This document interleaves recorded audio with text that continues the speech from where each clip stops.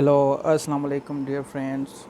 मैं खुश आमदीद कहता हूँ आपको अपने चैनल में और उम्मीद करता हूँ कि आप लोग खैरियत से होंगे और आप लोगों की तैयारी अच्छी चल रही होगी। हमारा ये सिलसिला सीएसएस का 2016 तक पहुँच चुका है। आज हम 2016 के करेक्शंस देखेंगे और लास्ट टाइम हमने 2017 के देखे थे। तो डियर फ्रेंड्स, मैं उम्मीद करता हूँ कि आप लोग मेरे पिछले वीडियोस देखते आ रहे होंगे और आप लोगों की अंडरस्टैंडिंग भी डेवलप हो रही होगी। तो इसी सिलसिले में हम आज शुरू कर रहे हैं CSS 2016।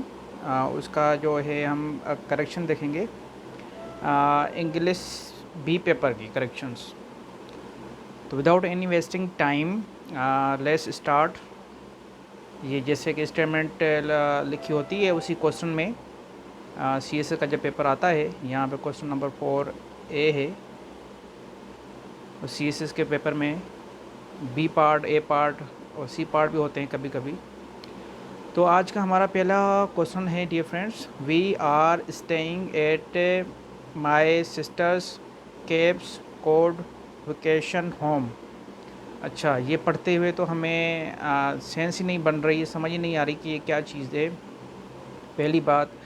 और दूसरी बात ये कि देखो, एक तो नाउन ये हो गया, दूसरा नाउन ये हो गया, तीसरा ये हो गया, चौथा ये हो गया, पांचवा ये हो गया। हैं, इतने नाउन एक साथ कैसे हो सकते हैं? नहीं हो सकते हैं। इसका मतलब कि ये नाउन नहीं है। यहाँ से लेके यहाँ से ये नाउन ये वाला नहीं है, बल्कि ये क्या है? ये एडजेक्टिव हैं। एडजेक्टिव हैं तो जाहिर सी बात है किसी नाउन को डिफ़ाइन करेंगे। तो इसका नाउन कौन सा है? ये वाला होम। तो मेरे ख्याल में आप लोगों को ये समझ आ रही है। तो ये एक नाम है किसी जगह का, प्लेस का, लेकिन यहाँ पे यूज़ हुआ है एज अ एडजेक्टिव। ठीक है, तो इसकी करेक्शन देखते हैं हम। We are staying at my sister's, ये पॉजेसिव नाउन यहाँ पे सही है। केप कोड वेकेशन होम, ये एक कह लें प्रॉपर नाउन है जो कि यहाँ पे एज अ एडजेक्टिव के तौर पे यूज़ हुआ है। तो इसलिए यहाँ पे ये भी करेक्शन थी कि इसके कैपिटल सी आनी थी, और यहाँ पे क्योंकि ये कैपिटल नहीं है, नॉर्मल फॉर्म में है, तो ये भी करेक्शन होनी थी। दूसरा ये कि ये एपोस्ट्रॉफी जो है वो हटनी थी। क्यों? क्योंकि ये एज अ एडजेक्टिव के तौर पे यूज़ हो रहे हैं, ना कि नाउन के तौर पे। अगर नाउन होते हैं तो हम यूज़ कर सकते हैं, क्योंकि हमें पता है कि जो हम पोजेसिव बनाते हैं तो वो नाउन का बनाते हैं हम, ना कि एडजेक्टिव का। तो hopefully I think you are getting my points. Moving to the question number 2, she recommended me that I take a few days off from work. पहले तो कुछ वर्ड्स होते हैं जो कि डायरेक्टली आप कह लें कि सब्जेक्टिव फॉर्म लेते हैं और ऑब्जेक्टिव फॉर्म नहीं लेते, जबकि यहाँ पे देखें, एक तो ये ऑब्जेक्ट है, दूसरा ये पूरा का पूरा ऑब्जेक्ट है। इस वर्ड को एक ही ऑब्जेक्ट चाहिए। तो इस सिलसिले में यहाँ पे ये पहला सा मौजूद है, ये इसी को ही डिफ़ाइन कर रहा है। तो यहाँ पे मी की ज़रूरत नहीं है। कुछ दूसरे वर्ड्स भी होते हैं जो कि डायरेक्ट ऑब्जेक्ट आप कह लेंगे वो लेते हैं, जैसे कि डिमांड, रिकमेंड और सिलेक्ट, इलेक्ट। ये वाले वर्ड्स जो हैं वो अपने साथ ये इनडायरेक्ट नहीं इनडायरेक्ट ऑब्जेक्ट यूज़ नहीं करते हैं अपने साथ। तो इसकी करेक्शन देख लेते हैं हम। She recommended that I take a few days off from work. ये रिकमेंड किया, ये वाला, बस सिंपल। क्वेश्चन 3 देखते हैं हम। I tried to explain him. अच्छा, अब देखें, इसका मतलब ये है कि मैंने कोशिश की इसको एक्सप्लेन करने की। द प्रॉब्लम मीन्स कि ये एक्सप्लेन कर रहा है इसको, जबकि सेंस ये जा रही है, इसका सेंस ये बनना चाहिए कि ये एक्सप्लेन कर रहा है प्रॉब्लम। किसको? इसको। इसका मतलब कि ये ऑब्जेक्ट का एरर है। डायरेक्ट और इनडायरेक्ट ऑब्जेक्ट होते हैं, दो किस्म के ऑब्जेक्ट होते हैं, एक डायरेक्ट और एक इनडायरेक्ट। तो उसी का ऑब्जेक्ट्स का यहाँ पे एरर है। देखते हैं हम ये कैसे करेक्ट होगा। अच्छा, दूसरा ये कि यहाँ पे देखें, but he had difficulty understanding me. अच्छा, यहाँ पे भी एक नाउन है, यहाँ पे भी नाउन है, दो नाउन एक साथ नहीं आ सकते, यहाँ तो इनके बीच में कोई प्रपोजिशन हो, क्योंकि दो नाउन को जोड़ने के लिए हम यूज़ करते हैं प्रपोजिशंस। तो एक ये नाउन है, एक ये नाउन है। अच्छा, अंडरस्टैंडिंग कैसे नाउन है? ये एक जिरंड नाउन है और ये भी एक नाउन है, तो यहाँ पे एक चीज़ मिसिंग है, वो है प्रपोजिशन। तो इसकी करेक्शन हम देखते हैं। I try to explain the problem. अच्छा, डायरेक्ट ये आपको ऑब्जेक्ट मिल गया इस एक्सप्लेन वर्ब का, टू हिम। अच्छा, ये इनडायरेक्ट ऑब्जेक्ट, इसका इनडायरेक्ट ऑब्जेक्ट। तो होपफुली आप लोगों को ये समझ आ गया। अच्छा, आगे देखते हैं हम। But he had difficulty in understanding me. अच्छा, यहाँ पे ये प्रपोजिशन आ गई, ये नाउन ये भी नाउन, मीन्स के दोनों बैलेंस हैं। तो होपफुली आप लोग ये अंडरस्टैंड कर रहे हैं। और नंबर 4 देखते हैं हम। आई will do the grocery shopping for you grand मा, लूसी सेड। अच्छा, यहाँ पे ये एक कह लें आप डायरेक्ट स्पीच है। डायरेक्ट स्पीच हमें पता है कि हमेशा इन्वर्टेड कामाज में यूज़ की जाती है। हमें यहाँ पे इन्वर्टेड कामाज नहीं है, तो इसका मेन एरर कामाज का ही है, ये यूज़ होने हैं। देखते हैं इसकी correction. Comma, I will do the grocery shopping for you grandma, comma, ये वाला कामा, और ये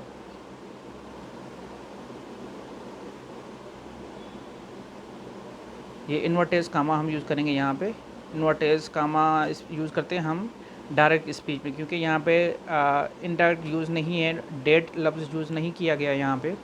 तो इन्वर्टेड कामा यूज़ करेंगे यहाँ पे हम दो जगहों पे, और उसके साथ ही हमने ये कामा भी लगाना है, क्योंकि ऊपर नहीं लगा हुआ था, मेरे ख्याल में लगा हुआ है ऊपर। खैर, यहाँ पे मेन इशू था इस दो इन्वर्टेड कामास का, ये वाला लगाना था। अच्छा, मैं इसको भी एरर मान रहा हूँ। क्यों? क्योंकि हमें CSS में कोई भी शॉर्टकट यूज़ नहीं करना होता है। किसी भी वर्ब का शॉर्टकट या शॉर्ट फॉर्म हम यूज़ नहीं करते हैं CSS के पेपर में या ऐसे के पेपर में। तो यहाँ पे पूरा लिखना चाहिए हमें कि आई विल, यहाँ पे विल लिखना चाहिए हमें। मैं इसको भी एरर मानता हूँ, क्योंकि CSS is the name of perfection in English. खैर, आज का हम पांचवा क्वेश्चन देखते हैं। We took a tent, a cooler and a sleeping bag. अच्छा, यहाँ पे एक लिस्ट दी गई है एटम्स की। हमने रूल्स पढ़ा है पंक्चुएशन में कि कोई भी लिस्ट अगर हम यूज़ करते हैं तो उससे पहले हमने सेमीकोलन यूज़ करना होता है। तो इसकी करेक्शन होनी है वी टुक, यहाँ पे ये कॉलन या semicolon, a tent, a cooler and a sleeping bag. ये इसलिए यूज़ किया क्योंकि ये सारी की सारी लिस्ट हैं, और लिस्ट ये इसको डिफ़ाइन कर रहे हैं कि हमने क्या क्या लिया, ये चीज़ें ली। कहीं पे मैंने देखा है कि यूट्यूब पे बहुत सारे टीचर्स ने इसको वैसे ही करेक्ट कर दिया है कि इसमें कोई करेक्शन नहीं होनी है, लेकिन मेरे मुताबिक ये वाली करेक्शन होनी है। खैर, क्वेश्चन 6 देखते हैं हम।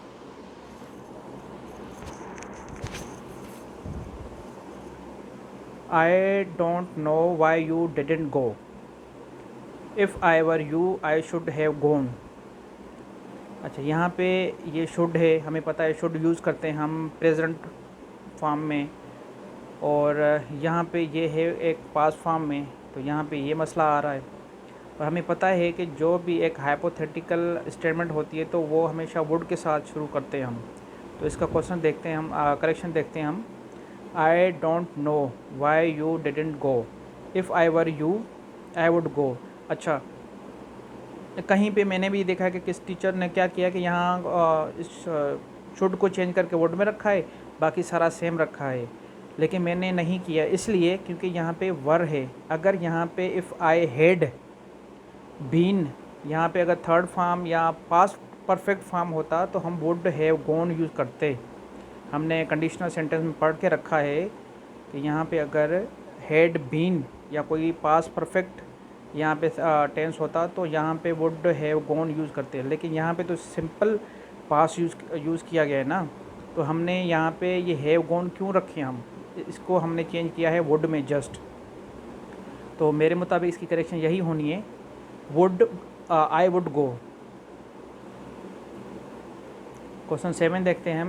Kevin says he stop to travel internationally because of his family. Stop ये एक आपके लिए ट्रांजिटिव वर्ब्स होते हैं, और वो ट्रांजिटिव वर्ब्स होते हैं जो अपने साथ एक नाउन चाहते हैं, ऑब्जेक्ट चाहते हैं।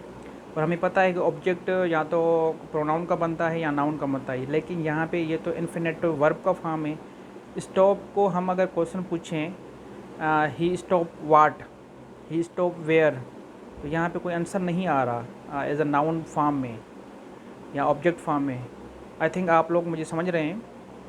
तो इसका इसकी हमने चेंजिंग जो करनी है वो है Kevin says he stop travelling. अच्छा, यहाँ पे ये जेरंड आ गया, और हमें पता है कि जेरंड एज अ नाउन काम करता है, तो इसकी करेक्शन यही होनी है। Kevin says he stop travelling internationally because of his family.